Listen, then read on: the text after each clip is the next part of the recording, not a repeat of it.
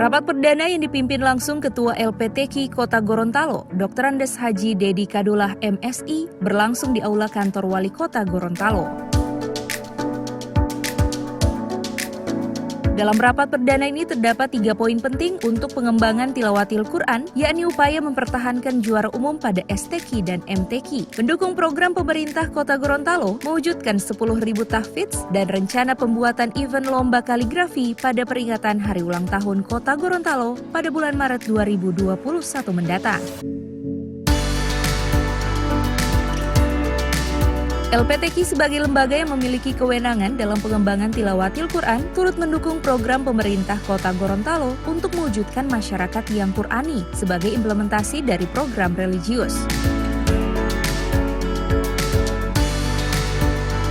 Untuk realisasi 10.000 tahfidz dalam 10 tahun, pihak LPTQ Kota Gorontalo akan melakukan pendataan jumlah peserta baik yang ada di TPA TPQ maupun rumah tahfidz.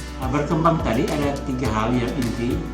Yang pertama adalah tentunya kita mencoba untuk mempertahankan prestasi Kota Gorontalo sebagai juara umum STQ maupun MTQ tingkat provinsi.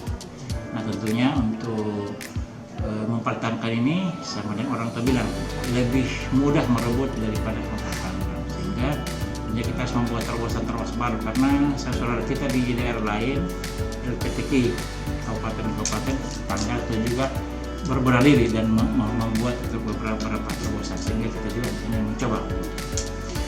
Yang kedua, keberadaan LPTQ ini tidak lepas dari untuk mendukung program Bapak Wali Kota, program Kota Gorontalo untuk RPJMD, yaitu untuk mewujudkan 10.000 tahfidz dalam 5 tahun.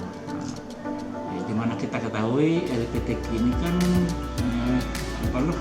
tugasnya adalah bagaimana untuk mewujudkan masyarakat yang Qurani, yaitu bisa hafal, bisa membaca, bahkan bisa mengamalkan kehidupan Al-Quran dalam kehidupan sehari-hari.